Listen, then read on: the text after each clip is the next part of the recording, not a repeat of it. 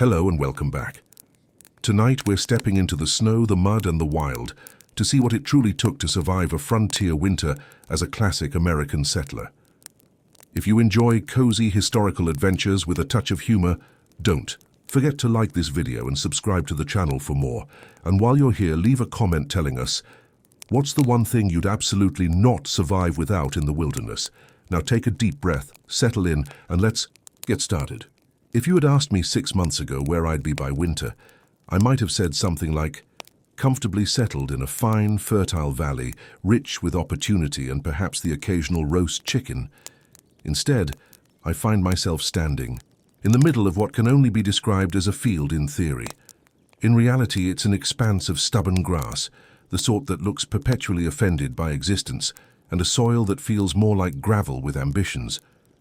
The wind here is less of a gentle breeze and more of a personality test. It doesn't simply blow, it interrogates your choices. My wagon, that creaking monument to misplaced confidence, leans to one side as if trying to escape its own embarrassment. The left rear wheel is wobbling in a way that suggests it has developed a sense of irony. My mule, Gregory, stands beside it, chewing with the grim determination of someone who has accepted that life is an endless series of poor meals and worse company. I cannot help but feel we understand one another deeply. I take out my map. It's a handsome piece of parchment, decorated with rolling green hills, shimmering rivers, and neat little forests that appear almost suspiciously cheerful. According to it, this precise location is fertile, promising, and ideally suited for settlement. I look around, I see no river.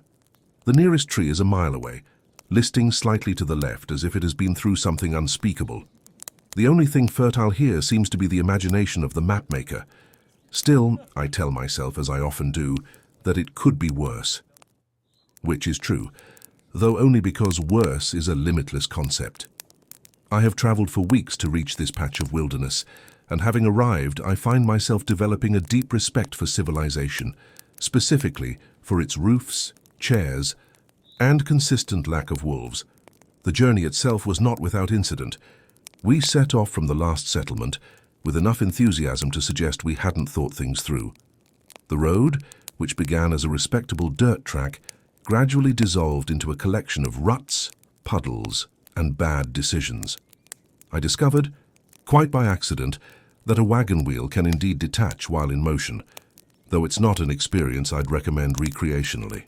Gregory bore it all with quiet judgment, his expression unchanging even as I swore vengeance on several varieties of mud. We passed through forests so dense they seemed designed to discourage optimism, and prairies so vast they made you feel like a particularly irrelevant speck. Nights were a symphony of creaks, groans, and distant howls that seemed to have excellent timing. By the time we reached the frontier proper, my enthusiasm had worn thinner than my boots, and yet, when I first stepped onto this open land, something inside me stirred, a small foolish voice whispering that this could be home. The air was crisp and clean, the sky impossibly wide. It was all very poetic, until I realized the nearest town was a 3-day ride away, and I had precisely one loaf of bread left. The silence here is of a different breed. In the city, silence is something that occasionally slips through the cracks between noise. Out here, it's the default state of existence. It's so complete that it feels almost physical, pressing gently against your ears. I found myself clearing my throat just to prove I still could. The only other sound is the wind, a low, continuous murmur that manages to sound both soothing and vaguely threatening, as if the landscape itself is muttering about you. I began unloading the wagon, which took longer than it should have, because nearly every crate seemed to contain something useless.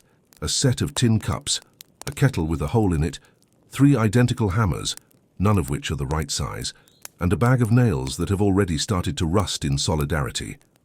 I do, however, have one decent chair, a rickety masterpiece of splinters, and wobble. I place it down ceremoniously. There, my first piece of furniture. A man cannot properly despair without somewhere to sit. Setting up camp is the next challenge.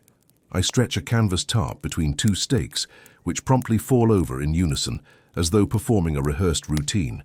After some muttering, a few minor injuries, and one brief existential crisis I managed to erect something that technically counts as shelter, provided one's standards are forgiving. It flaps violently in the wind, occasionally threatening to take off entirely, but I decide that if it survives the night, I shall promote it to residence. The sun begins its descent, turning the sky a dusty rose and gold. The light catches the uneven ground and the sparse grass in a way that almost convinces me this was a good idea. Almost. I sit in my chair, light a small fire, and for the first time, allow myself to simply look. The horizon stretches endlessly, a rolling sea of land that seems to breathe beneath the wind. It's beautiful, in that raw, indifferent way that reminds you beauty doesn't have to be kind. Gregory stands a few yards away, chewing methodically. He looks up, ears flicking, and fixes me with an expression that might be pity. I tell him, somewhat defensively, that this is the start of something grand, that soon we'll have a cabin, maybe a small field, perhaps even a fence if ambition strikes. He snorts, which I choose to interpret as encouragement rather than the more likely disbelief. The temperature drops swiftly as the sun dips below the horizon. One moment, the air is crisp, the next, it has ambitions of murder. I pull my coat tighter and feed another log to the fire, though I've been trying to ration them. There's a satisfying hiss as the sap catches, followed by a faint pop that echoes in the stillness. Each small sound feels magnified out here, as if the world is listening in. With the darkness comes an entirely new sort of quiet. It's not the absence of sound so much as the presence of space, deep, endless, and slightly unnerving. The stars begin to emerge one by one until the whole sky is crowded with them. It's overwhelming. In the city, you might see a handful of stars if you're lucky and have exceptional eyesight. Here it's as though someone spilled an entire jar of light across the heavens. I find myself craning my neck like a child, astonished by my own insignificance. The fire crackles, Gregory snores, and I think to myself that this ridiculous, cold, lonely moment is somehow perfect. It's not comfortable, certainly. It's not wise either, but there's something honest about it. No one out here expects anything from me. No one knows my name. I could fail spectacularly, and the only witnesses would be a mule and a disinterested patch of sky. There's a peculiar kind of peace in that. I unroll my bedroll beside the fire and lie back, staring upward. The ground is uneven.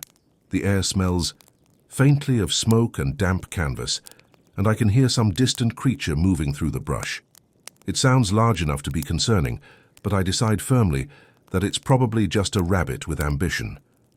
The important thing, I tell myself, is to maintain morale.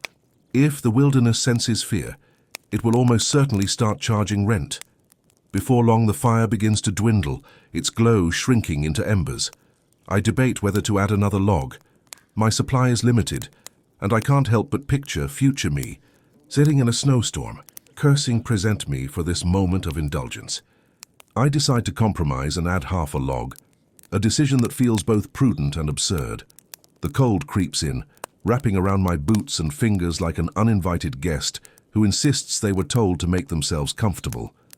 I try to tuck the blanket tighter, but the wind finds its way through regardless.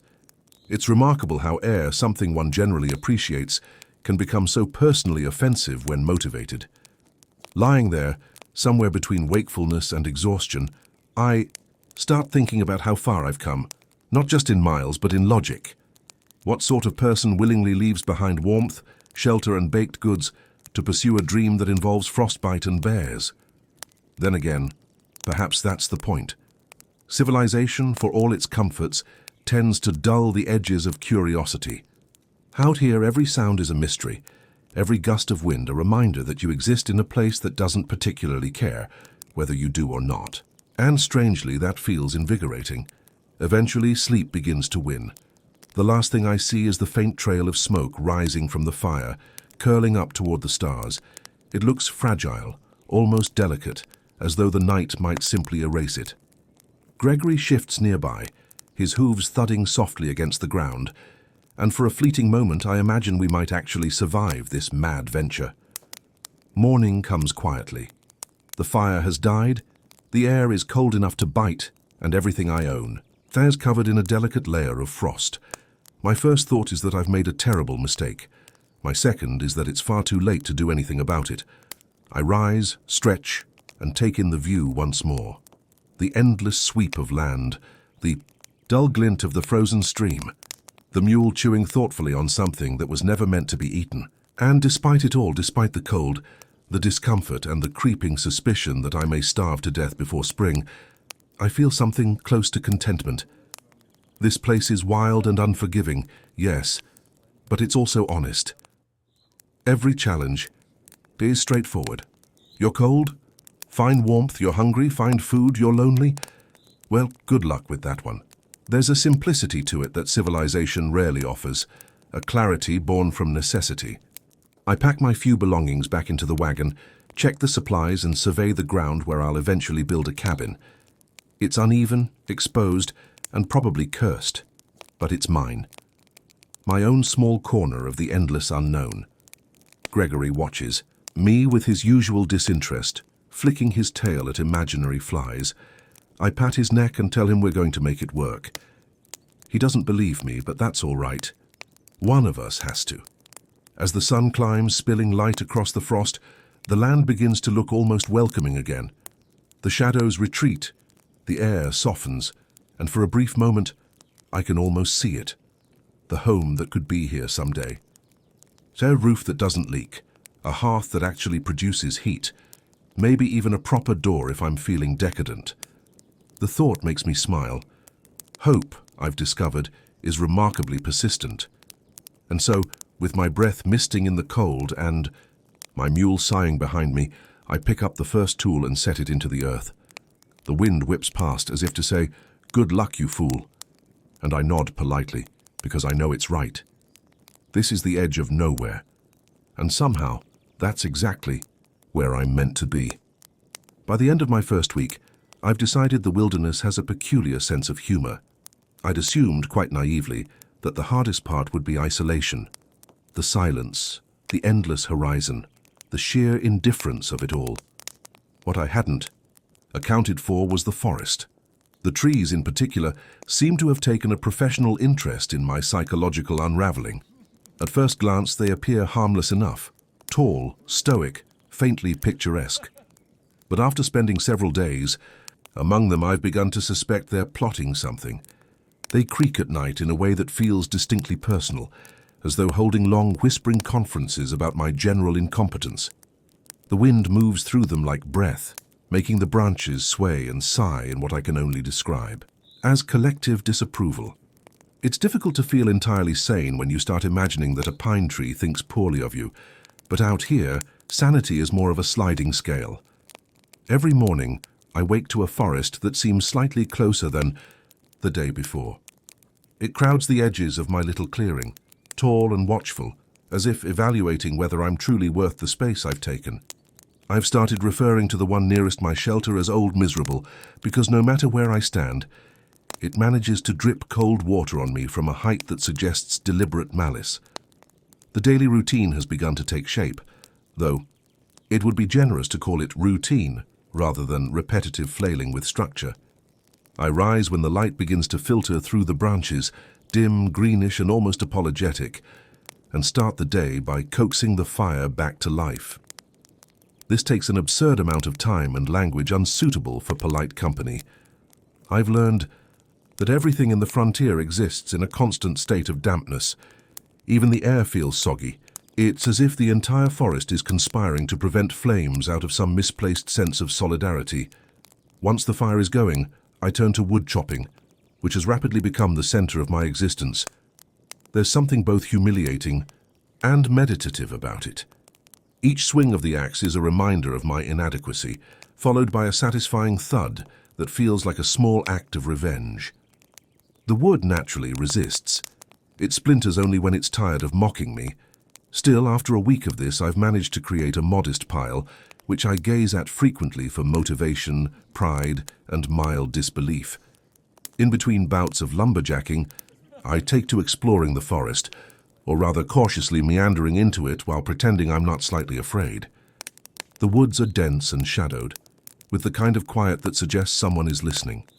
The ground is soft underfoot, the air heavy with the scent of earth and pine, and every sound, a snapping twig, a rustling leaf, feels like it has intent. It's astonishing how quickly one can go from brave pioneer to nervous child with an overactive imagination. On my first proper expedition, I encountered a deer, a magnificent creature, tall and sleek, standing perfectly still, between two trees. For a moment I thought it might be a statue.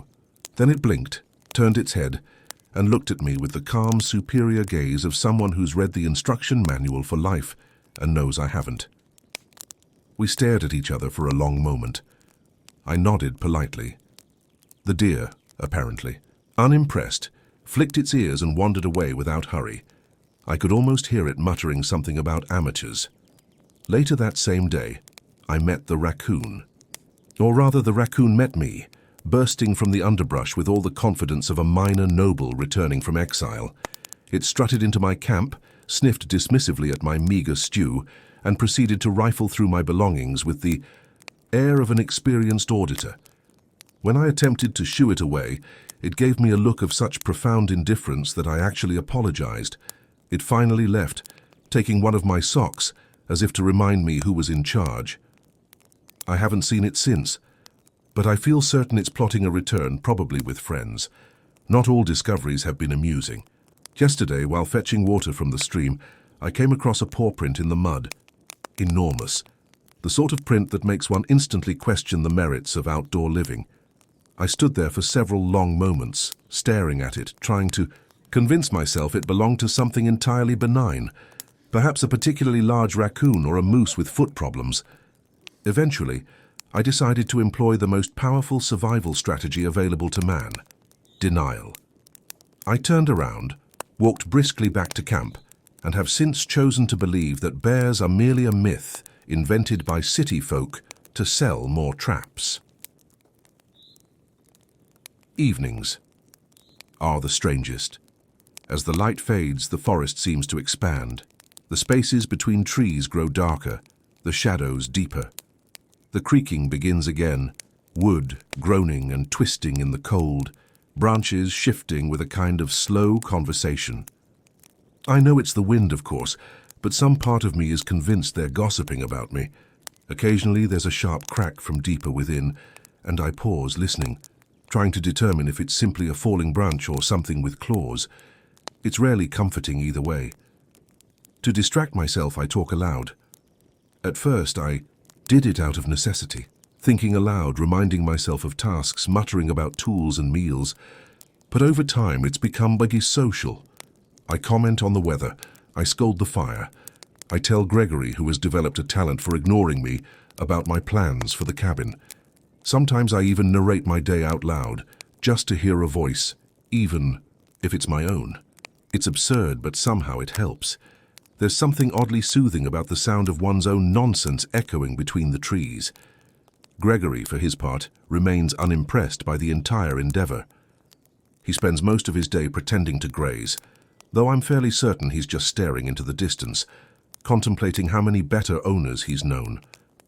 Occasionally, he emits a long, theatrical sigh that feels pointed. I've started. Sighing back in solidarity. It's good to have a relationship built on mutual disapproval. Food remains a delicate topic. My supplies are dwindling, and hunting has proven optimistic. I set a few traps early on, which the local wildlife appears to regard as charming decorations. The raccoon, in particular, seems to treat them as part of its personal amusement park. I've begun supplementing my meals with berries that I've identified as probably fine, based on their general resemblance to berries I've eaten in the past and the fact that I haven't yet died.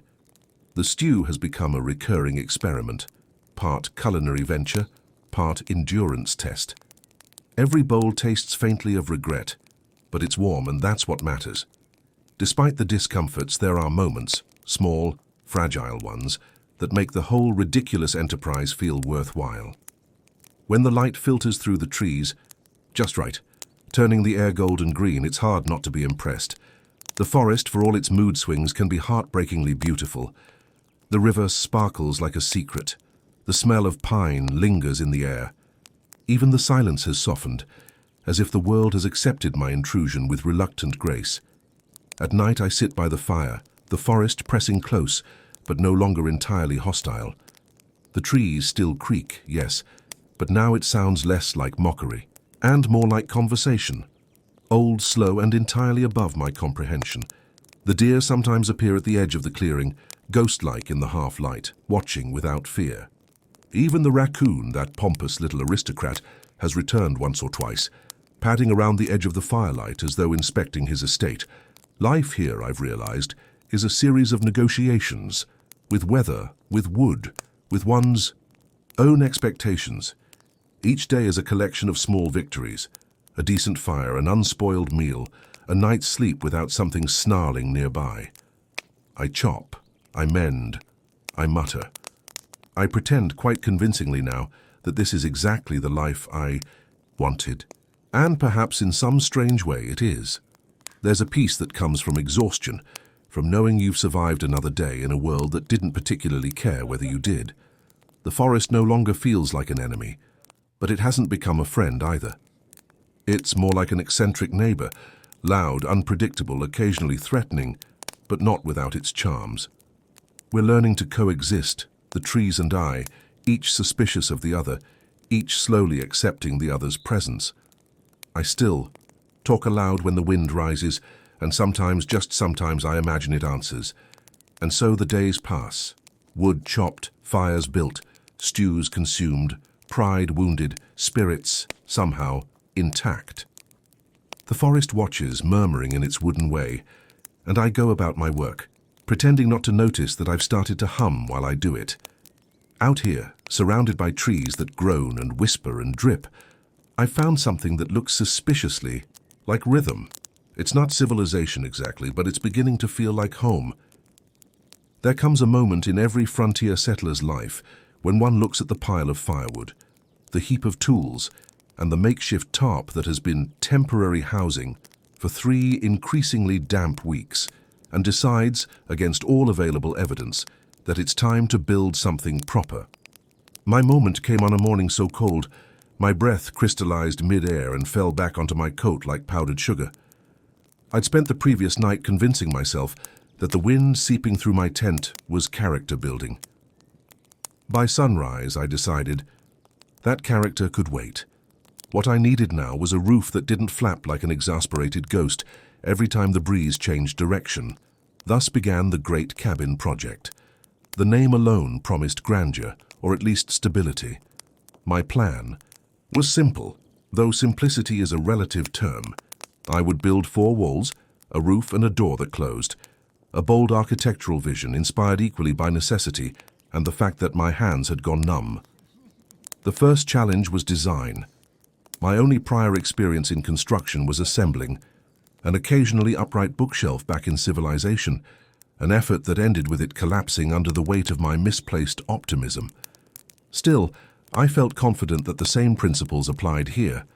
A house, after all, was merely a large bookshelf with ambitions.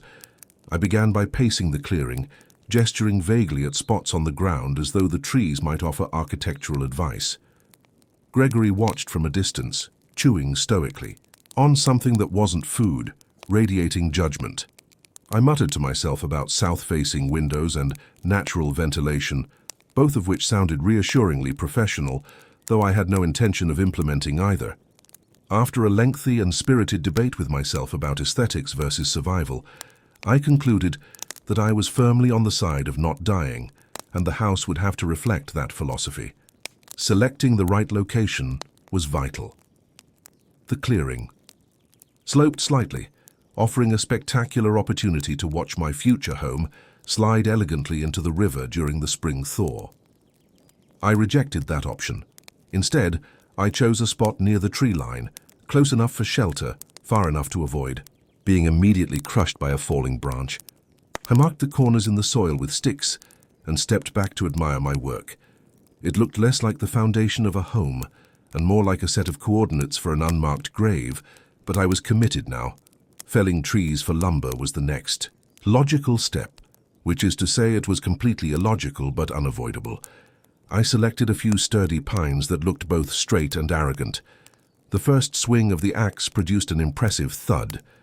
The second produced immediate regret. By the fourth, my shoulders were staging a revolt. Each tree took an eternity to fall, creaking dramatically, as if reluctant to participate in such a doomed enterprise. When the first finally came down, I raised my axe in triumph, then immediately realized I'd have to do this several more times. The sense of victory was brief but sincere. Transporting the logs to my chosen site proved to be an exercise in both endurance and self-loathing. I rolled, dragged, and occasionally begged them to move, which they ignored entirely. Gregory offered no assistance, though he did wander over at one point to stand on a log and stare at me with what I can only describe as managerial disapproval. By dusk, I'd managed to collect enough material for what might, with generosity, be called a small hut. I congratulated myself and went to bed convinced that civilization was mere days away. Day 2 began with renewed enthusiasm and mild frostbite. My goal was to raise the walls. I had a plan, hastily sketched on the back of a feed sack, which looked deceptively like it had been drawn by someone who knew what they were doing. The method was simple. Stack the logs in a square, interlock the corners, and hope the laws of physics continued to apply. Unfortunately, logs are round, slippery, and malicious. They refused to stay where I put them, rolling away with smug inevitability. I quickly discovered that building a log wall is a bit like constructing a wedding cake out of cabbages, technically possible, but not recommended. Nevertheless, by midday, I had something resembling a structure. It wasn't square or level, or even symmetrical, but it stood upright, which was more than could be said for me. I stepped back to assess it, hands on hips, pretending I didn't notice that one side leaned at an angle best described as existential. The gaps between logs were large enough to invite in a family of squirrels, but with a bit of mud moss and self-deception, I was confident I could make it draft-proof. The roof was next, and here I entered the realm of pure fantasy. My design called for a sloped roof, simple, elegant, efficient. What I built instead resembled an elaborate hat that had lost an argument with gravity. I attempted to layer bark and branches in overlapping fashion, much like shingles. The result was a sort of natural sieve, which I discovered during the next rainfall to be surprisingly effective at letting water through while simultaneously holding it over my bed for dramatic effect. Still, I took solace in progress. The roof only leaked when it rained, which, I reasoned, meant it worked perfectly during dry weather. Throughout this process, I narrated my efforts aloud, partly for morale, partly to maintain the illusion that someone cared. Splendid craftsmanship, I'd declare after managing to hammer something vaguely in place. A triumph of rustic engineering, I'd add as another beam slid off into the mud. At one point, I even bowed to my own handiwork, which felt appropriate given how many times I'd fallen over it. The interior came together with a kind of accidental charm. I fashioned a bed frame from leftover logs, stuffed with pine needles and a profound sense of regret. I built a shelf for my tin cup and 3 books, which immediately collapsed, but I left it as is, more sculpture than storage. The floor remained resolutely uneven, a tribute to the region's proud geological diversity.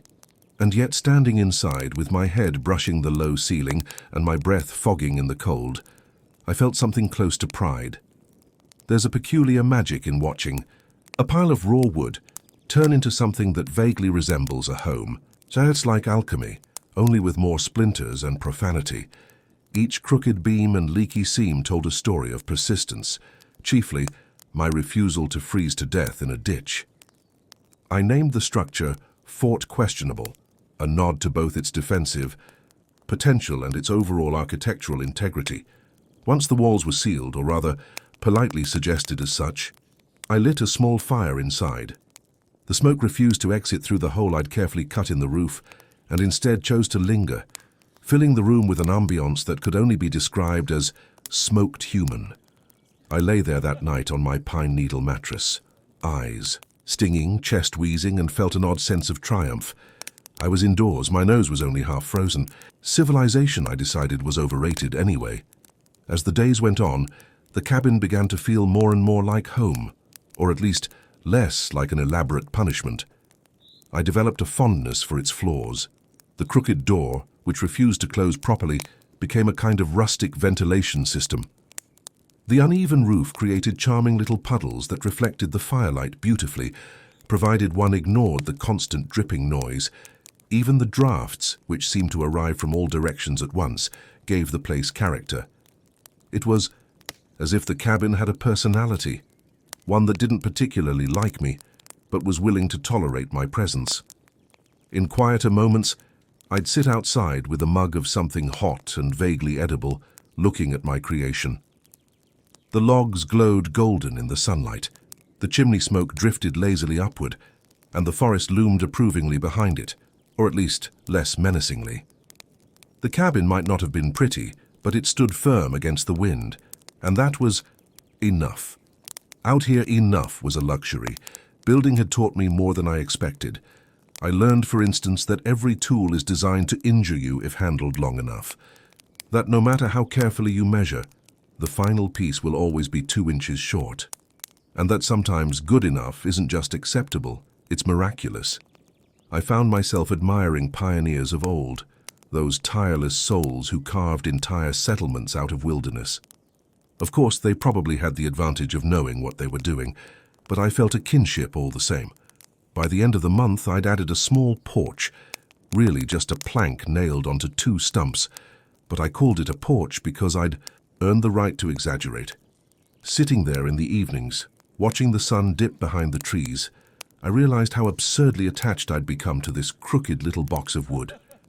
It creaked in the wind, smoked when it shouldn't, and leaked at the worst possible times, yet it was mine. Every bent nail and uneven board felt personal, a monument to perseverance and questionable craftsmanship. On particularly cold nights, when frost glimmered on the windowless windows and my breath hung in the air, I'd lie on my uneven bed and imagine I was in a palace. The fire would crackle, the logs would sigh as they settled, and the world outside would fade into the sound of wind against the walls. In those moments, I felt a strange, quiet contentment. The wilderness still stretched endlessly beyond my little clearing, but inside my lopsided fortress there was warmth, shelter, something that against all odds resembled safety. And so the great cabin project came to an end, not with fanfare but with a draft and a creak. It was imperfect, unreliable, and a bit ridiculous. But then again, so was I. Together, we made a sort of peace. The cabin stood because I built it, and I endured because it stood. It was the most honest arrangement I'd ever had. Sometimes I catch myself admiring the craftsmanship of one particular corner where the logs actually align, and I think, yes, that part at least could have been done by someone who knew what they were doing. Then the wind picks up, the roof leaks, and I'm reminded that no, it was definitely me. Still, when I close my eyes at night and the fire flickers low, I can almost believe I've built something lasting, proof that even in the middle of nowhere, with frozen fingers and limited sense, one can carve out a little slice of comfort. Man and his badly made cabin, standing shoulder to shoulder against the wilderness. It's not the life I imagined, but it's the one I've managed to build, board by crooked board, and somehow that feels like victory. The first snowfall arrived without announcement, drifting down from a sky the color of unpolished pewter. I was sitting on the porch of Fort Questionable, sipping something that claimed to be tea, but tasted more like regret steeped in river water, when the first flake landed on my sleeve. It was delicate, symmetrical, and so utterly perfect that for a brief, foolish moment, I felt like I was living inside a painting. The wilderness, it seemed, had decided to forgive me, for the time being.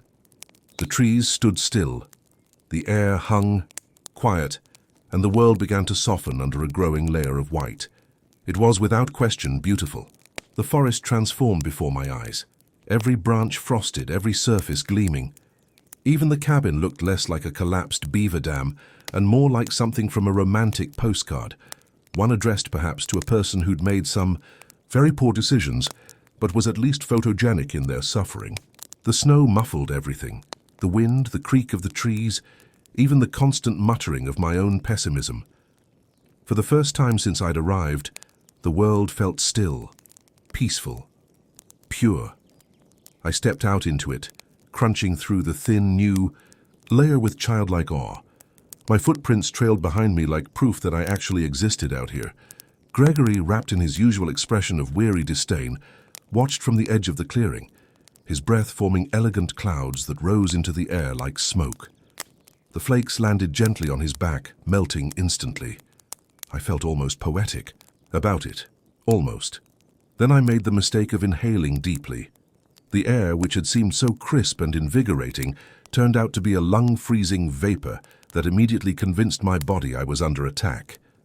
My eyes watered, my nose began to run, and I realized, far too late, that I was not built for enchantment. The romantic veneer of winter lasted approximately 4 minutes. By the 5th, I'd begun the rapid descent into logistical panic. Snow, as it turns out, has a rather unhelpful relationship with heat. The temperature dropped faster than my morale. Within an hour, the cabin, which had previously hovered somewhere between chilly and emotionally cold, now achieved the interior climate of a crypt. My fire, once a proud and roaring thing, had withered to a sullen flicker. I threw more logs on, muttering encouragement and thinly veiled threats, but the flames seemed to sense my desperation and burned only out of pity. It was then that I discovered the charming inefficiency of frontier insulation. Every gap between logs, which I had previously dismissed as character, now served as an enthusiastic welcome mat for the Arctic wind. The cabin whistled in several different keys. My so-called roof, which had leaked delightfully in the rain, now decided to participate by shedding fine little drafts of snow directly onto my bed. It was as if the entire structure had joined forces against me, conspiring to remind me of how woefully unprepared I was for actual weather. I wrapped myself in every article of clothing I owned: 2 shirts, 3 pairs of socks, a coat that smelled faintly of despair, and a blanket whose chief quality was its symbolic value. Then I sat very close to the fire, so close that one side of me began to sizzle while the other remained a glacier, and contemplated the physics of freezing to death while technically indoors. Outside, the snow continued to fall, thick and silent, blanketing the world in a kind of holy indifference. By late afternoon, the forest had vanished completely behind a white curtain. The trees were mere silhouettes, the horizon gone. The quiet was absolute, so deep that I could hear my own heartbeat, and beyond that the faint crackle of the fire as it ate its way through my dwindling supply of wood. It was a sound I began to associate not just with warmth, but with survival itself. Every spark felt like defiance. I decided to fetch more firewood before the pile froze entirely. This turned out to be a bold and ill-advised venture. The snow, innocent-looking and powdery from the window, well, from the wall gap where a window might have been, was in fact knee-deep and growing. Each step was an argument with gravity. I waded to the woodpile, once neatly stacked, now resembling a small frozen monument to past optimism, and began hacking at it with a hatchet that stuck instantly to my glove. I pried it loose, cursed with great eloquence, and returned to hacking. The logs naturally were frozen together in a solid mass, unified by nature's cruel sense of humor. I kicked them. They did not care. I pulled. They laughed silently. Eventually, through sheer spite, I freed 3, which I cradled, like newborns, as I stumbled back to the cabin. When I arrived panting and triumphant, I discovered that my door had frozen shut. It took a full minute of shoulder barging before it finally gave way, sending me tumbling inside in a flurry of snow, wood, and profanity. I threw the logs on the fire with the ceremony of a priest offering sacrifice. The flames flared up briefly, then subsided into a faint glow, as though considering whether I was worth the effort. I crouched beside them, whispering encouragement. "Come on," I said through chattering teeth. "You've got one job." The fire, unmoved by my logic, continued to smolder. As night fell, the cabin began to resemble a badly designed refrigerator. I could see my breath hanging in the air like a series of ghostly accusations. I piled more wood on, rationing carefully. Each log represented not just heat but hope, a few more minutes of not freezing solid. The shadows deepened. The world outside disappeared entirely. Snow pressed up against the walls, soft but relentless. It's remarkable how quickly one's thoughts narrow in the cold. Philosophical questions about purpose and destiny give way to more pressing concerns, such as, where is my other sock? And what part of my body is still capable of feeling pain? I found myself having long, detailed conversations with the fire, which by now had become my closest companion. It hissed occasionally, like a friend trying to be patient. The sounds of the forest, so familiar by now, were gone. The usual creaks and sighs had been swallowed by the snow. Even the trees had fallen silent, their branches heavy under the weight. It was eerie, that stillness. The world felt paused, as though holding its breath. I stepped outside for a moment to feel it, standing in the doorway with my blanket wrapped around me like a toga of despair. The snow fell steadily, soundlessly, endless. My footprints filled in behind me as fast as I made them. For a brief, strange moment, I felt completely invisible.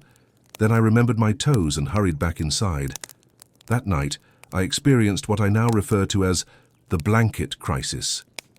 No matter how I arranged it, some portion of me remained exposed to the cold. Cover my feet and my shoulders froze. Cover my shoulders and my knees staged a mutiny. I flipped, rearranged, and swore creative oaths at the laws of thermodynamics. Eventually I accepted defeat and fell asleep half-covered, dreaming of enormous woolly coats and roaring fires that didn't require constant supervision. When morning came, I awoke to find the inside of my cabin lightly frosted. My breath had condensed on the walls overnight, forming delicate crystals that sparkled in the dawn light, like malicious decorations. The fire had gone out completely, leaving behind a heap of sullen ash. My first act of the day was to stare at it in disbelief, as though hoping it would apologize. Then I went outside to inspect the damage. The world was transformed. The snow lay deep and untouched, a flawless white expanse stretching in every direction. The trees stood bowed and silent, their branches thick with ice. Even Gregory looked majestic, though I suspected his expression of regal calm was really just numb resignation. Everything was so beautiful that for one disorienting moment, I forgot the misery of it all. Then I slipped on the frozen step and landed squarely on my dignity. The spell broke instantly. Rebuilding the fire became my primary occupation. The logs were damp, the tinder refused to catch, and my fingers no longer obeyed basic commands. I crouched there for what felt like hours, coaxing flame from stubborn sparks, until finally a thin wisp of smoke curled upward. I fed it gently, whispering encouragement like an overzealous parent, until it caught and flared into proper life. The warmth that spread through the cabin was more emotional than physical, but it was enough. As the days passed, the rhythm of winter set in. I learned to live in short bursts of activity, fetching wood, melting snow for water, patching new gaps in the walls that seemed to multiply overnight. The cabin, for all its flaws, held firm. The roof sagged under the weight of snow, but didn't cave in. The fire sputtered, but never quite died. The cold remained constant, like a house guest who had overstayed his welcome but refused to take the hint. And yet there was something strangely comforting about it all. The snow, for all its cruelty, brought a kind of calm. The forest seemed asleep, dreaming under its white blanket. Even the air felt different, cleaner, sharper, as though everything unnecessary had been stripped away. Life shrank to its essentials: heat, food, shelter, persistence. There was no room for vanity, only endurance, and somehow that was enough. I began to appreciate small things with near-religious fervor: the sound of the fire catching again after near extinction, the brief warmth of sunlight through a gap in the wall, the miraculous discovery of a forgotten piece of dry kindling. Each small success felt monumental. Out here, comfort isn't measured in luxury, but in degrees of less cold. By midwinter, I'd become an expert in the art of compromise. The cabin still leaked, but I learned which corner to sleep in to avoid the worst drafts. The firewood pile had shrunk to alarming proportions, but I'd started saving every scrap of burnable material, including the shelf that collapsed in Chapter 3. Even Gregory, grumpy and half-frozen, seemed to have accepted our mutual predicament. We were surviving, if not gracefully, then at least consistently. Sometimes on clear nights I'd step outside and look up at the stars. They were brighter now, sharper, as if the cold had polished the sky itself. The snow gleamed faintly in, the moonlight unbroken and infinite. The silence was total, but it no longer felt hostile. It was simply there, vast and patient, waiting for spring, and I'd stand there for a while, wrapped in my blanket, breath clouding the air, and think, this is what peace looks like when it's trying to kill you. Then I'd go back inside, poke the fire, and negotiate another hour of warmth from the woodpile before the long frozen night. It was sometime in mid-December, I think, though my concept of time had by then dissolved into something more poetic than precise.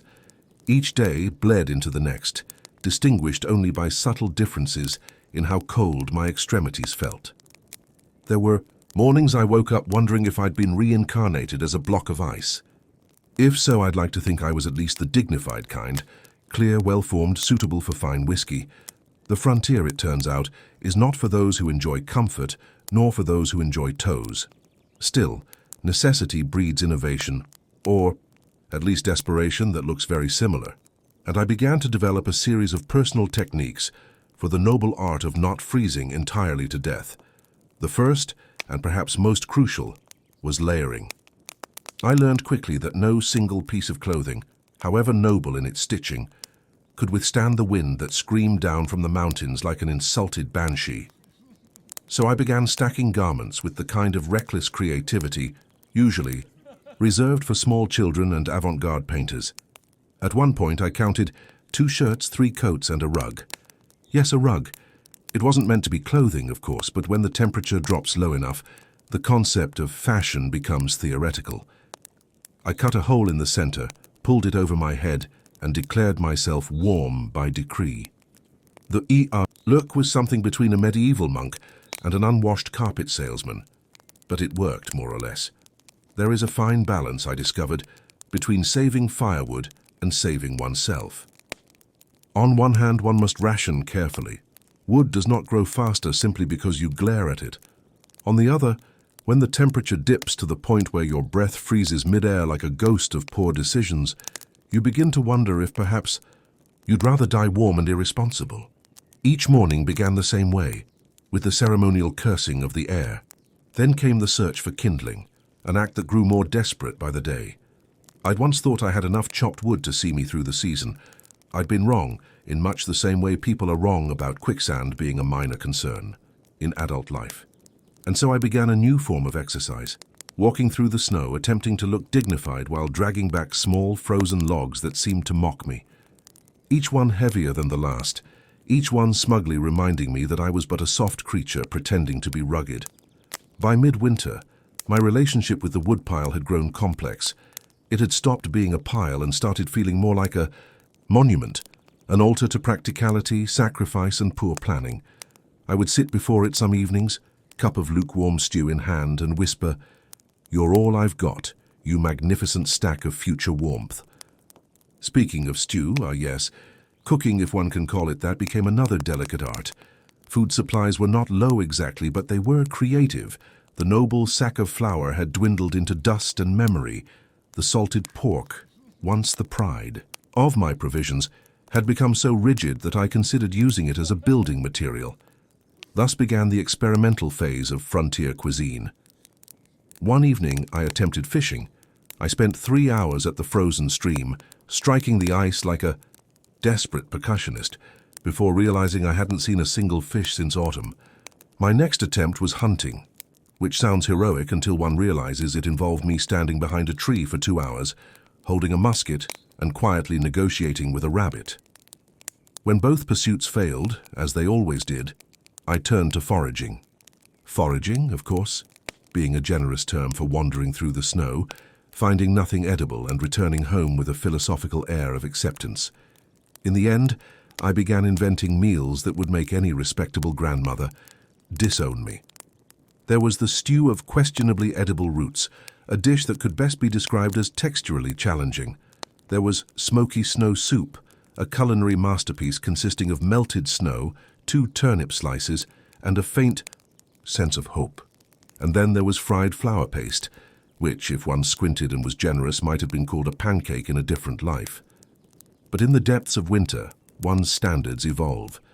The first time I managed to eat something both warm and unpoisonous, I felt an emotion that might have been joy, or possibly just relief that my jaw was still functioning. And then there was the stew. The great, triumphant, lukewarm stew. It wasn't good, not really, but it had something magical about it, the absence of tears as seasoning. Earlier in the season, every meal had required at least one existential sigh and a minor breakdown to properly digest. But this was progress. I began keeping a sort of culinary journal, more for morale than posterity. Each entry read like the diary of someone gradually losing grip on reality. Tuesday, made broth. Ingredients uncertain. Smelled faintly, of despair but tasted almost like food. Thursday, invented porridge-like substance, texture, glue, flavor also glue. Sunday, ate snow in protest, regret immediate. Still, through all of it, there was humor. A strange, brittle humor born of frostbite and mild insanity. I began to laugh at things I once found tragic, like the fact that my cabin's roof now leaked inside the stove, or that my only spoon had frozen to my hand one morning, creating what I can only describe as a culinary prosthetic. When life narrows itself down to mere survival, the absurdity becomes almost comforting. I began to develop a philosophy, one I called barely adequate living. The rules were simple. If it didn't kill you, it was a success. If it did, well, at least you wouldn't be cold anymore. At night, I would sit by the fire, my small, valiant, barely living fire, and stare into the flames. There was something hypnotic about them, the way they danced in defiance of the wind outside. Each spark a tiny rebellion against the vastness of winter. I'd sip my stew, pull my rug poncho tighter, and think of the world beyond the trees. Civilization seemed impossibly distant, like a dream I'd once had about bread that wasn't frozen solid. And yet, despite the discomfort, there was something about it all that felt right. Honest, even. Because in the end, I realized, there's a certain clarity that comes with nearly freezing to death. Your priorities rearrange themselves neatly. Warmth, food, shelter, dignity, though that last one tends to fall off the list fairly early. One particularly cold morning, I awoke to find my breath hanging in the air above me, shimmering in the faint dawn light. The inside of my cabin had turned into a crystalline wonderland of frost, each plank edged in white. For a brief, delirious moment, I thought it was beautiful. Then I tried to move and realized my blanket had frozen to the wall. I remember sitting, up slowly, peeling the fabric free, and saying aloud to no one in particular, "Well, that's one way to stay put." The sound of my own voice startled me. It had grown rougher, deeper, as if the cold had sanded down my vowels. Outside, the snow glittered in the sunlight like a field of diamonds, which was terribly poetic until I remembered diamonds are also cold and not edible. Still, I stood there for a while, taking it all in. The silence, the stillness, the sheer indifference of nature to my survival. There was something comforting in that too. The world wasn't cruel exactly. It was simply vast and uninterested. The snow didn't hate me, it merely existed. And so, in a strange way, I began to feel less like a victim and more like a participant in some grand, frosty joke. That day, I invented another survival technique, strategic denial. Upon discovering a bear print not far from my cabin, I decided the best course of action was to pretend it had been there for months, possibly years, certainly not recent. I even congratulated the bear aloud for his excellent choice of footwear before turning briskly around and returning indoors. Self-delusion, I've found, can be a powerful insulation against despair. And so the days went on, some bright, some bleak. The snow deepened, the food dwindled, the firewood became a moral dilemma. But through it all I endured. Not heroically, but stubbornly. If there's one thing the winter taught me, it's that survival isn't about strength or skill, or grand courage. It's about persistence, about finding small ridiculous reasons to keep going, like the way the frost on the window formed shapes that looked vaguely like faces, or the way my mule, Gregory, snored outside the cabin with the gentle rhythm of an old accordion. Each night I'd crawl into my nest of blankets and furs, listen to the wind scrape at the door and think, well, I didn't die today. Which, all things considered, felt like quite an accomplishment. And as I drifted toward whatever passed for sleep in that frozen wilderness, I'd imagine spring, not vividly, just enough to remember that the world could at some point be green again, that one day the ice would melt, the streams would run, and perhaps, just perhaps, I'd taste food that hadn't first needed to be defrosted with a mallet. Until then, I pulled the rug tighter around me, muttered something vaguely triumphant, and let the fire crackle on. For a man who'd once doubted he could last a week out here, I was doing rather well. Barely adequately, of course, but, well, all the same. By January, even the snow had grown tired of itself. It sat heavy on the trees, sullen and unmoving, as if sulking about its own abundance. The world had gone so quiet that sometimes I wondered if sound itself had decided to hibernate. The wind had grown weary of whistling through the gaps in my cabin, and even Gregory, my mule, seemed to sigh more softly these days. Time, once something I could count with days or weeks, now measured itself in logs burned and cups of tea consumed. The rhythm of my existence had narrowed into the hypnotic cycle of wake, stoke, sip, repeat. Each morning I'd rise from my blanket cocoon, scrape a small window clear of frost, and peer out as if expecting to see something new. I never did. Just the same vast whiteness, the same motionless trees, the same faint imprint of my own footprints, slowly filling with snow. And yet somehow it was never dull. The silence was too loud to be boring. It pressed in around me, thick and almost tangible, like the air inside a cathedral. At first I fought it, talked to myself, hummed, muttered. Then I began to hear things. The creak of the cabin timbers, stretching in the cold, the faint pop of ice forming on the river, the strange, distant moan of shifting snow. Every sound, no matter how small, carried weight. Sometimes, when the wind picked up just right, it made a sound that almost resembled words. I found myself pausing mid-task, head tilted, certain I'd just heard someone call my name. Once I even answered. There was no reply, just the faint snort of Gregory outside, unimpressed. I assured him defensively that I hadn't really been talking to the wind. He remained skeptical. Days passed, or possibly the same day repeated, endlessly looping with minor variations. I began keeping a log ledger, not for accounting purposes, but simply to prove to myself that time was indeed moving forward. Each entry read something like, 3 logs burned, tea brewed twice, no new hallucinations. The next day, 4 logs, same tea. Potential hallucination. Uncertain. It wasn't madness, not exactly. More of a gentle blurring of the line between solitude and company.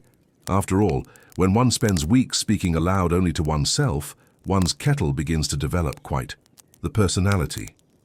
Mine, an old dented tin thing, had become my primary conversational partner. It whistled at me judgmentally every morning, as if to say, "Still here, are you?" I named it Edgar. I'm not sure why, perhaps because he seemed like an Edgar. Reliable, slightly bitter, and prone to sudden outbursts of steam. We had long discussions, Edgar and I, about the state of the world, the meaning of frost, and the suspicious way the rafters creaked at night. I even began pouring him a second cup of tea, a gesture I told myself was for symmetry. It's strange how the mind adapts to silence. At first, I missed the noise of civilization, the hum of voices, the rattle of carts, the occasional deeply questionable banjo playing in a tavern corner.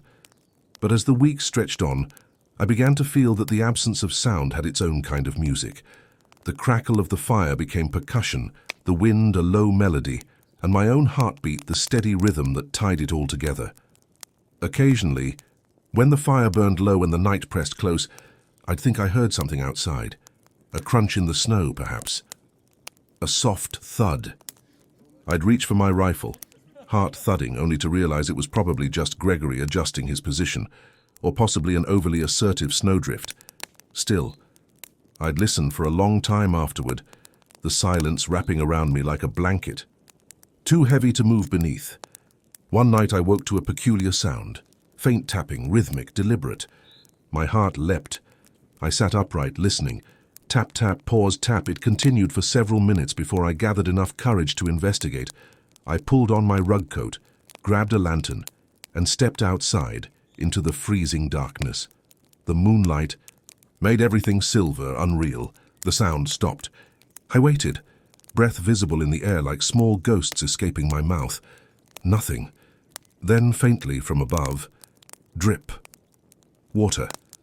The roof had developed a slow leak, and the melting snow was dripping onto the table below. I stared up at it for a long moment, then sighed. False alarm, Edgar.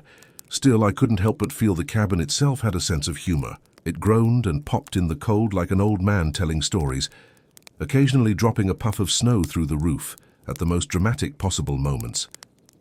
Once, a mouse scurried across the floor, pausing to look up at me with the disapproval of a landlord. I saluted it solemnly and let it pass. Companionship is companionship, after all. As winter deepened, I began to realize that solitude wasn't something to escape. It was something to inhabit. It became a space, vast and echoing, in which my thoughts could wander freely without bumping into anyone else's. Some of those thoughts were profound. Others were about stew. There was a kind of peace in it, a rhythm that only the wild can teach. Wake with the pale light. Feed the fire. Boil the water. Watch the steam curl like slow. Ghosts into the rafters. Step outside and feel the snow's weight underfoot. Hear the soft squeak of it like whispered secrets. Some days I'd sit on the small wooden step outside the cabin and simply stare. The forest stood motionless, black and white, skeletal and immense. Not a branch stirred. The world looked paused, caught between breaths. I would sit for hours doing nothing, thinking nothing, just existing in the stillness. It was unexpectedly enough. Of course, there were moments, many of them, when I wondered if I was going quietly insane. There's something deeply suspicious about enjoying conversations with one's cookware. But I found that the trick was to lean into it. Madness, when embraced, becomes merely eccentricity. One afternoon, I found myself addressing the snow itself, thanking it for its excellent consistency and polite manner of falling. It made no reply, but I sensed mutual respect. Later, I told Gregory about it.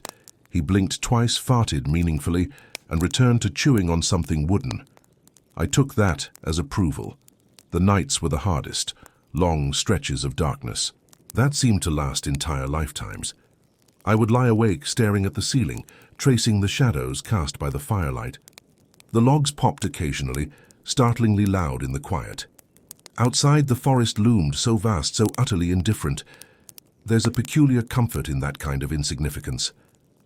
Once, I dreamed I was back in the city. The sound of laughter, of boots on cobblestones, the smell of roasting chestnuts. I woke with tears in my eyes, though they froze halfway down my cheeks. For a while I sat there staring at the dying fire, wondering if I'd ever truly go back. Then I remembered the noise, the crowds, the constant press of people. And I smiled. Out here, the silence might drive you a little mad, but at least it was your madness. I began writing letters to no one. Just to keep the hand busy, I suppose. Dear Sir or Madam, one began, the wilderness continues to be impressively uncooperative. Please inform civilization that I remain alive, if slightly thawed. I sealed them with candle wax and stacked them neatly in a corner, where they served no purpose except to remind me that words still existed. In the deepest part of winter, when the sun barely bothered to show itself, I discovered a peculiar beauty in the monotony. The light, when it came, was thin and gold, spreading across the snow like spilled honey. Every tree cast a long, perfect shadow. The air itself seemed to shimmer, full of frozen motes catching the pale sun. I stood there one morning, breath misting, and thought, this is what eternity must look like. Beautiful, empty, and slightly inconvenient. My kettle, Edgar, had developed a small dent near the spout, which caused it to whistle off key. I found it endearing. I began composing songs for him, tuneless hums about the bravery of hot water and the nobility of tea. It was either art or madness. The line had become blurred, but despite the isolation, or perhaps because of it, I grew fond of my strange little existence. The world had reduced itself to essentials: warmth, sustenance, thought. Everything else, the noise, the ambition, the small anxieties of human life, had been buried somewhere under the snow. And I didn't miss them as much as I thought I would one evening. As I sat by the fire watching the shadows flicker on the walls, I realized that the silence wasn't empty after all. It was full of memory, of imagination, of the quiet hum of life continuing in the smallest ways, the creak of the wood, the sigh of the wind, the faint heartbeat of the earth beneath the frost. It occurred to me then that perhaps the forest wasn't indifferent to me after all. Perhaps it was simply patient, watching, waiting for me to understand that I was part of it now, not an intruder, but a participant in its slow, frozen symphony. The thought was comforting in a strange way. I raised my mug of tea, lukewarm as always, to the darkness outside and said softly, "To coexistence." Gregory brayed in the distance and Edgar whistled faintly on the stove. For the first time in months I felt almost content. The silence settled around me again, vast and complete. But now it didn't feel lonely.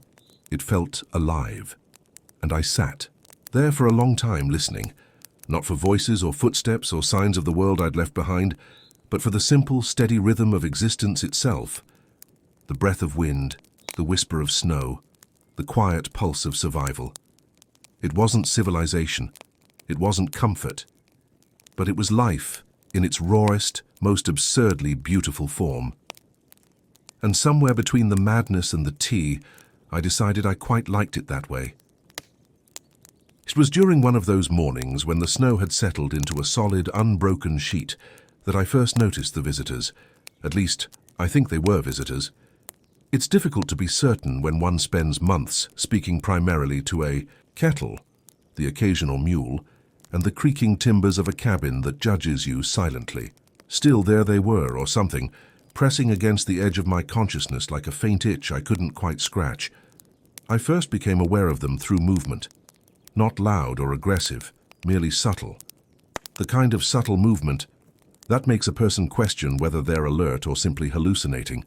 A shadow shifting just beyond the tree line. A rustle, quick and deliberate, that didn't belong to the trees themselves. A pair of glowing eyes, if I squinted at just the right angle, which might have been a reflection from snow or, more dramatically, a witness from the wilderness that had grown increasingly sophisticated in its surveillance. I immediately devised a plan, as one does in situations of extreme uncertainty. It involved sitting very still, holding a cup of tea and pretending I was part of the scenery.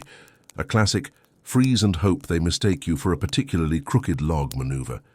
I considered arming myself, but ultimately decided that my rifle might be less effective against what could be either a bear, a wolf, or the local neighborhood of particularly judgmental deer.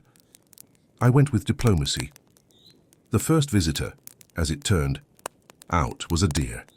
It stepped delicately into the clearing, nose twitching, hooves leaving clean indentations in the snow.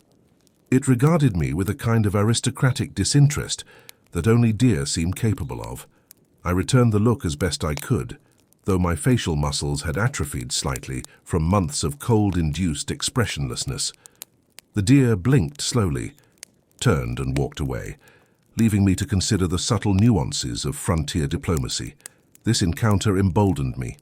If a deer could venture this close without immediately devouring me or sending a search party for the mailman, perhaps other visitors would be manageable as well. I returned to my kettle, Edgar, and recounted the tale.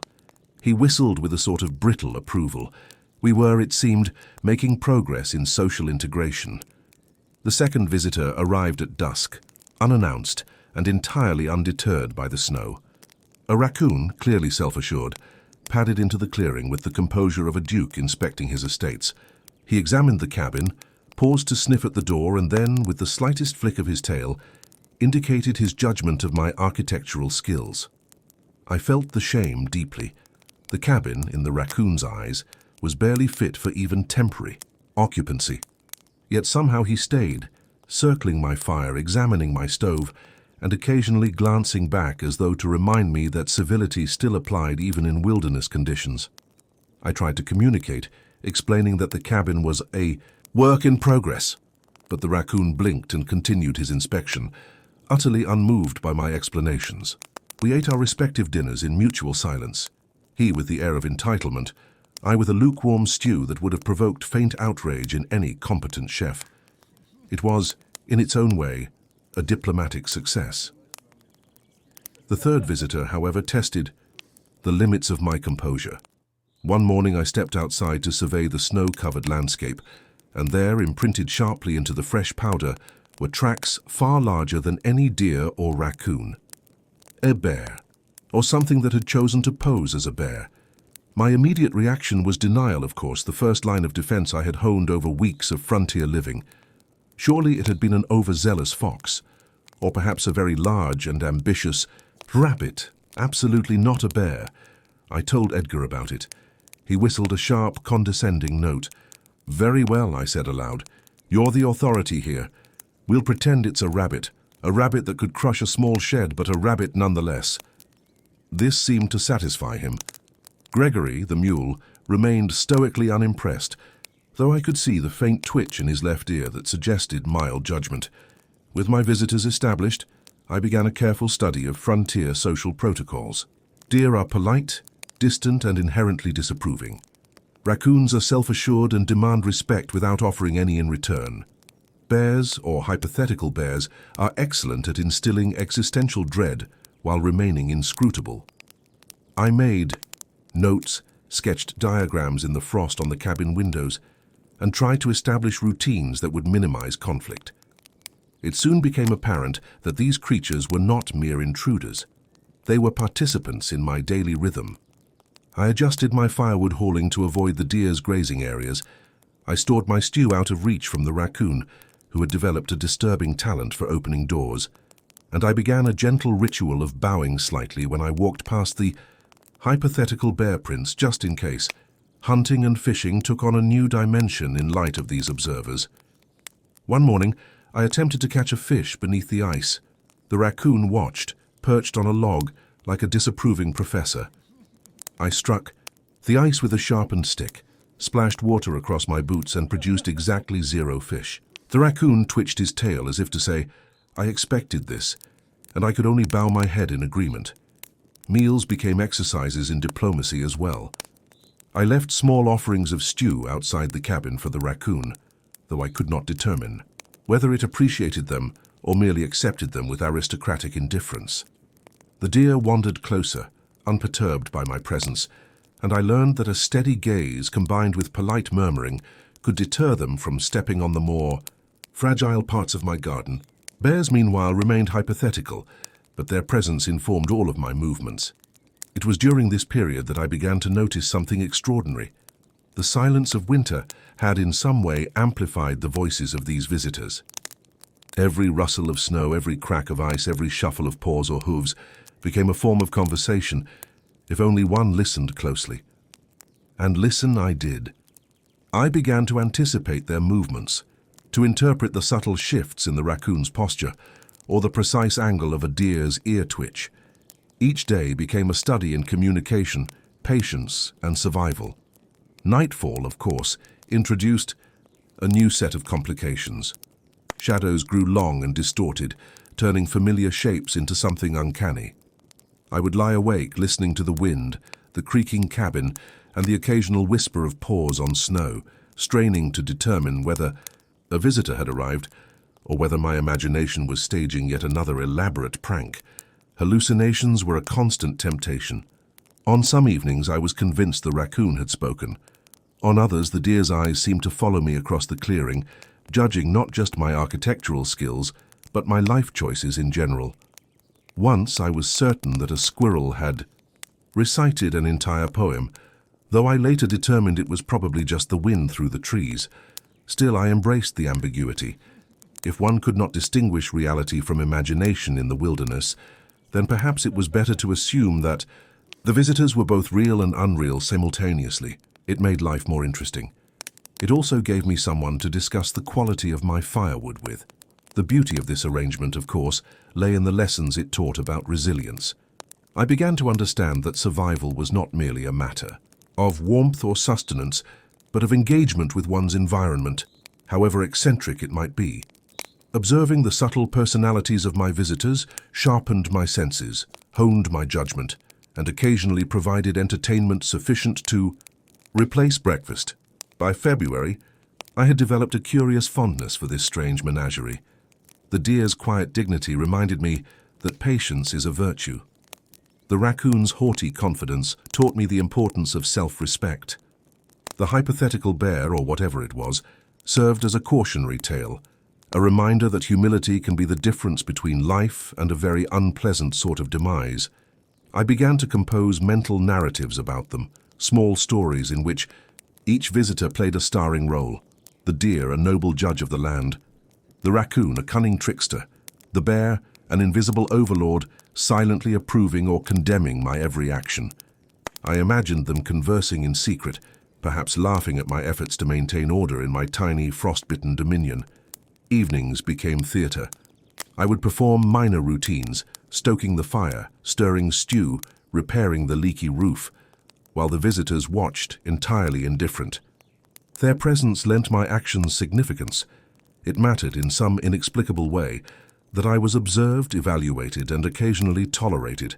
And so life continued, measured in small interactions, careful observations, and the ongoing negotiation between reality and imagination. My world had narrowed to a snowbound clearing, a cabin of questionable construction, and a rotating cast of woodland dignitaries. Yet in this narrowing, I found a strange richness. The wilderness was not merely a backdrop. It had become a stage, a participant, even a mentor. I began to recognize patterns. When the raccoon arrived, the deer would retreat slightly. When the bear prints appeared, hypothetical or otherwise, everyone paused. I learned to read these signals with the precision of a diplomat, a general, and on occasion, a mad scientist. Through it all, humor persisted. Even in the cold, even in the uncertainty, there was absurdity.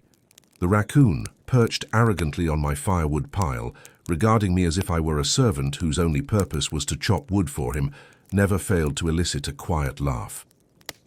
The deer, judging my cooking with silent disdain, reminded me that dignity exists in all forms, even if your audience is hoofed and herbivorous. I began to keep a small journal of their antics. Raccoon demanded my attention today. I complied. At great personal cost. Deer continues to judge silently. Bear remains hypothetical, still alive. These entries were terse but precise, and somehow they helped me maintain a sense of continuity, a tether to my own humanity, or whatever version of it remained under layers of clothing, frostbite, and steadily melting patience. One particularly quiet night, as I sat by the fire, I realized that my visitors had become a kind of company. Not friends, exactly. Not family, but witnesses. Participants in the ongoing experiment of my survival. Observers of a life reduced to essentials. Warmth, food, shelter, observation, and occasional laughter. In the long silence of winter, these visitors, real or imagined, were my companions. They gave structure to the days, a sense of narrative, a reason to step outside and engage with a world that might otherwise have been infinitely vast and indifferent. And as I closed my journal, sipped the last of my lukewarm tea, and watched the raccoon attempt to pry open a frozen tin for reasons only he could know, I understood something profound. Sometimes the wilderness does not test you merely to punish, but to teach. It teaches patience, observation, humility, and if you're lucky, a dry, sarcastic kind of amusement. The deer blinked at me, the raccoon twitched his tail, and I thought perhaps the bear was watching from somewhere beyond the tree line, invisible, yet present. And in that moment, the long silence of winter felt full, alive, and perfectly absurd. I smiled. Then I went inside to stoke the fire before the cold decided to remind me why survival had always been slightly ridiculous. Spring, when it arrived, did so with an almost rude abruptness, as if the earth had been holding its breath for months and suddenly decided to exhale. One morning, I woke to sunlight that was not pale, timid, or frost-filtered. It was bright, insistent, and frankly, alarming. The snow had begun to retreat, revealing patches of mud, scattered debris, and the occasional forgotten log that had somehow survived the winter intact. I stepped outside, and nearly lost a boot in what had once been my path to the water.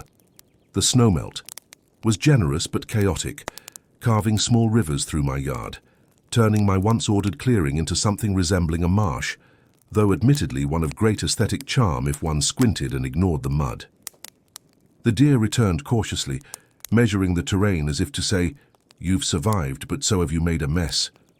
I nodded respectfully, though I suspected my approval meant little.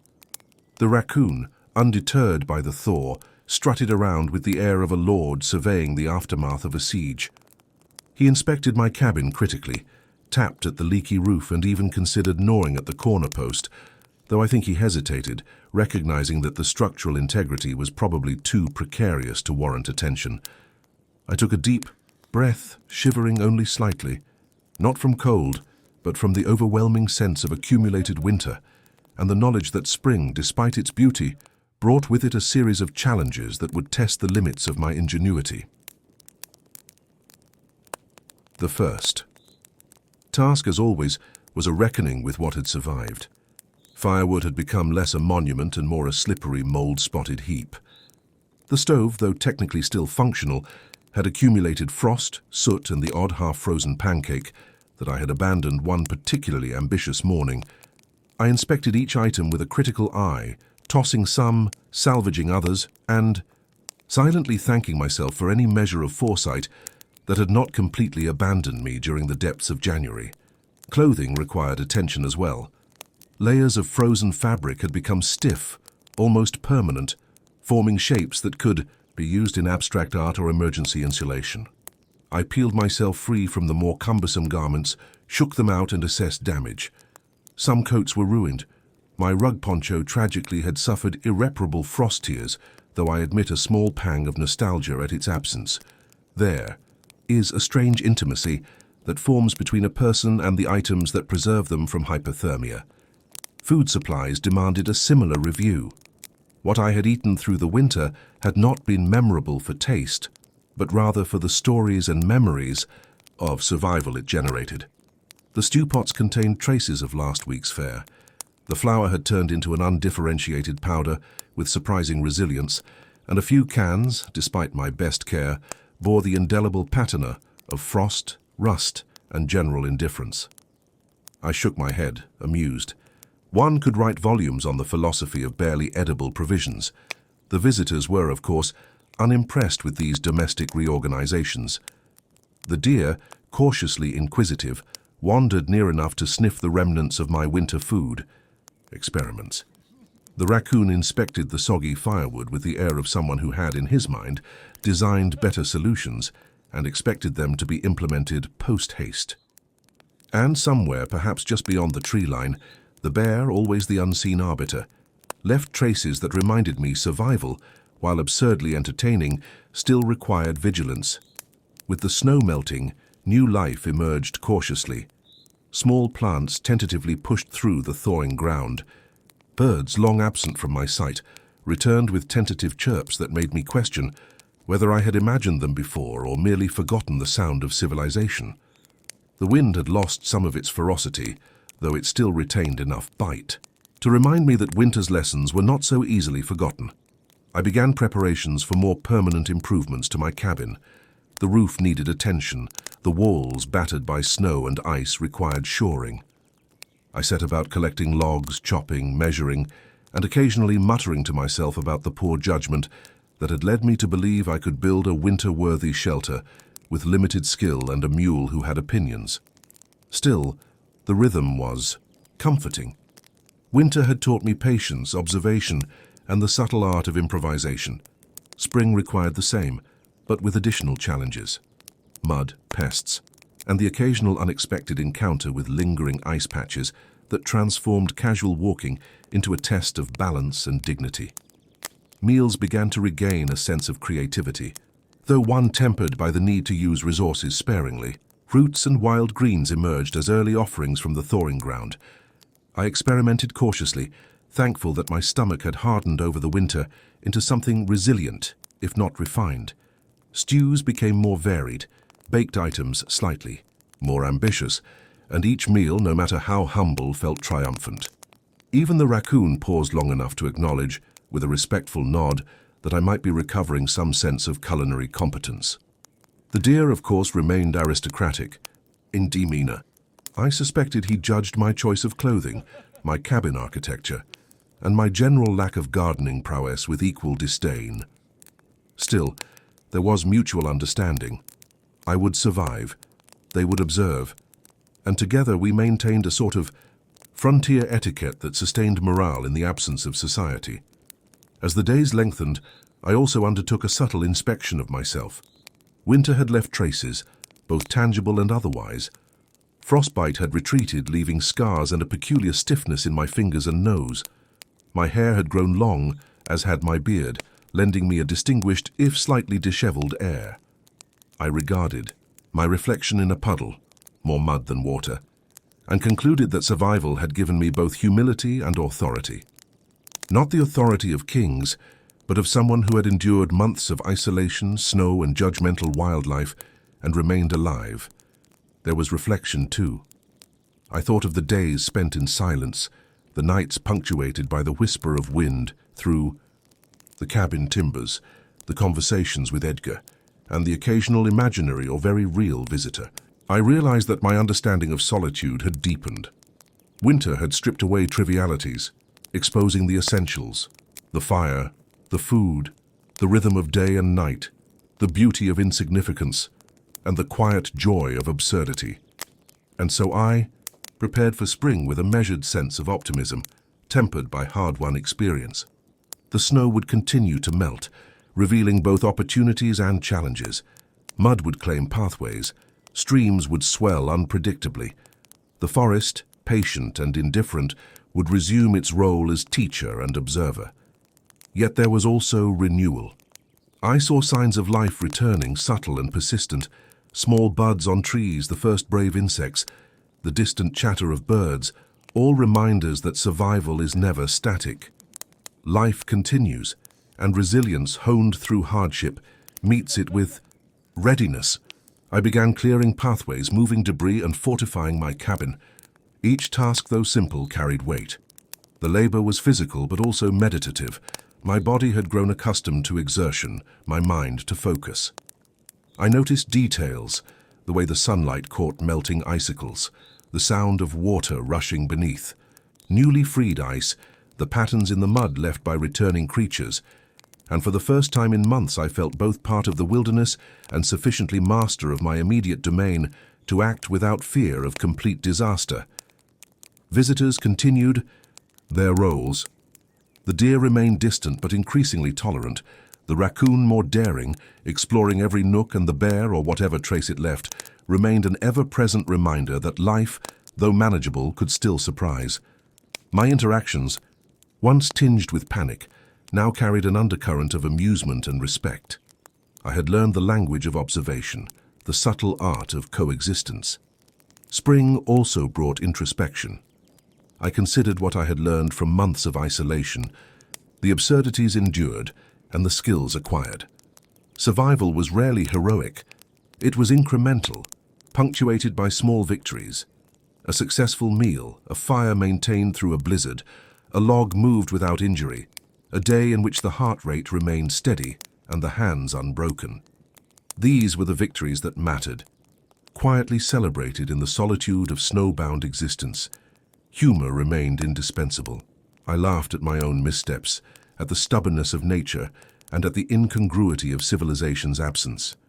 I found joy in the mundane, the ritual of lighting the stove, the precision required to stir stew without burning it, the careful negotiation of ice patches on the path to the stream. Laughter, like firewood, became a resource to be managed carefully, but used liberally. By the end of the thaw, the landscape had transformed.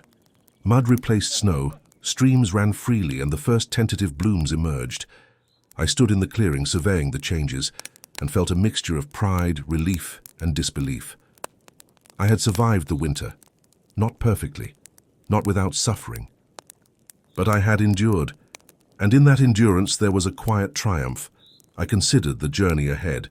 Spring promised work, planting, repairs, and further negotiation with both visitors and environment. But it also offered possibility, the chance to build upon what had survived. to refine the skills winter had forced upon me, and to engage with the wilderness in a new, more collaborative way. The landscape, once imposing and indifferent, now seemed receptive, if still capricious. I looked to the cabin, standing crooked but resolute, and allowed myself a small, satisfied smile. It had weathered the storm, much like myself. Inside, Edgar whistled cheerfully on the stove, as if in agreement.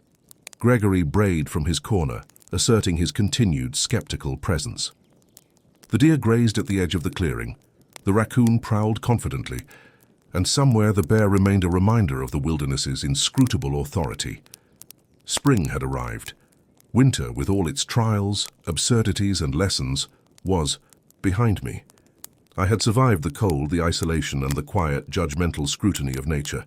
And in that survival, I had discovered something enduring: the capacity for resilience, the humor inherent in hardship, and the subtle beauty of life, even, or especially, when it exists at the edge of the world. I stepped outside, feeling the sun's warmth on my face, mud squishing underfoot, and for the first time in months, allowed myself to consider the possibilities beyond mere survival. The forest was vast and indifferent, the animals still wary and opinionated, but I was ready, prepared in my own crooked, frostbitten, absurdly layered way to continue. And as I surveyed the clearing, the cabin, and the slowly awakening wilderness, I thought quietly, almost to myself, well, we made it. Now let's see what spring can teach us.